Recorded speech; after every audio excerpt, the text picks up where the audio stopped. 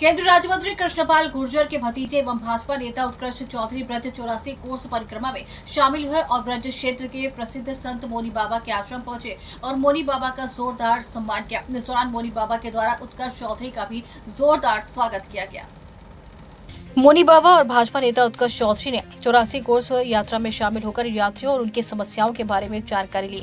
भाजपा नेता उत्कर्ष चौधरी के द्वारा यात्रियों की सुविधाओं के लिए जल सेवा और भंडारे सेवा का भी आयोजन किया गया। उन्होंने हसनपुर में यमुना नदी पर पहुंचकर मोनी बाबा और श्रद्धालु के साथ विधि सम्मान के साथ पूजा अर्चना की। यात्रा के दौरान भाजपा नेता उत्कर्ष चौधरी ने कहा कि ब्रज 84 कोस यात्रा हिंदू धर्म की सबसे पवित्र यात्राओं में से एक मानी जाती है। लगभग 252 किलोमीटर 84 कोस की परिक्रमा भक्तों को भगवान श्री कृष्ण की लीला स्थलों से होकर ले जाती है। मथुरा, वृंदावन, गोवर्धन, बरसाना और नंदगांव जैसे स्थान इस यात्रा के मुख्य पड़ाव है। ये यात्रा केवल शारीरिक नहीं बल्कि एक आध्यात्मिक और भक्ति की यात्रा। उन्होंने कहा कि मेरा सौभाग्य है कि आज इस भव्य और पौराणिक यात्रा में मैं शामिल हुआ, यात्रियों को सेवा करने का मौका मिला। उन्होंने कहा कि आगे भी उनके द्वारा ये सेवा जारी रखी जाएगी।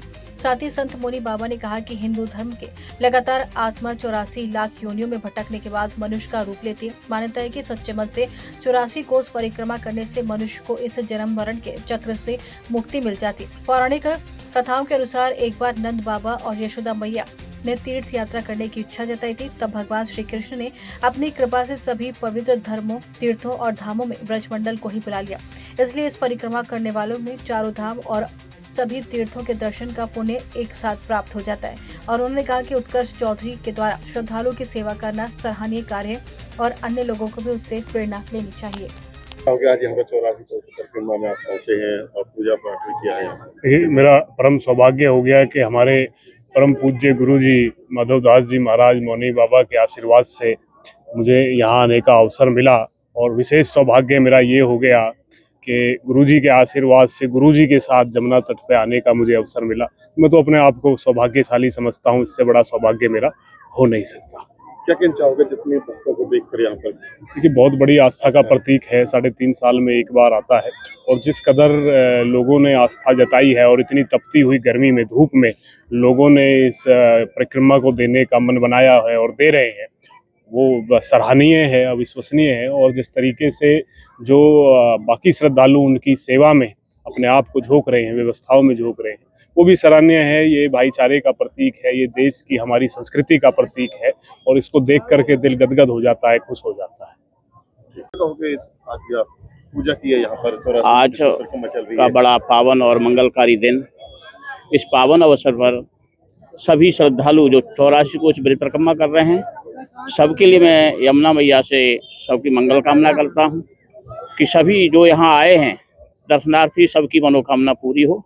आज इस पावन अवसर पर हमारे परम लाडले परमात्मीय चौधरी उत्कर्ष जी जो 84 कोस परिक्रमा में पधारे, श्रद्धालुओं के लिए उन्होंने ठंडाई वितरण की। आज उन्हीं के द्वारा गंगा मैया के पावन तट पर भव्य और दिव्य पूजन सभी दर्शनार्थियों के साथ किया गया और इसके बाद सभी श्रद्धालुओं के लिए भोजन की व्यवस्था उनकी तरफ से है। मैं इस अवसर पर उनके लिए यमुना मैया से उनके भविष्य की और उनके उज्जवल स्वास्थ्य की भी कामना करता हूं कि यमुना मैया उनकी मनोकामना पूरी करें और सभी भक्त श्रद्धालु जो भी आ रहे हैं सबकी मनोकामना पूरी हो। जय जय श्री राधे, जय जय श्री श्याम, बोलो यमुना मैया की जय।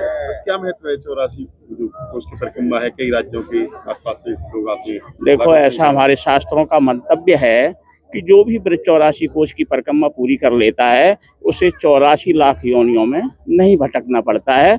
और इसमें जो है सभी देवी देवताओं का वास ब्रज के अंदर है और तीर्थों में जाने की आवश्यकता नहीं रहती है जो 84 कोस ब्रज की परिक्रमा कर लेता है।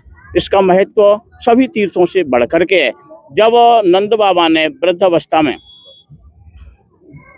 भगवान श्री कृष्ण से इच्छा व्यक्त की कि लाला, मेरा पूरा जीवन निकल गया पर मेरी इच्छा है कि मैं एक बार तीर्थाटन करके आऊं, तो भगवान श्री कृष्ण ने कहा कि बाबा, इस अवस्था में आप कहाँ जाएंगे? मैं सारे तीर्थों का आह्वान ब्रज के अंतर्गत करता हूं।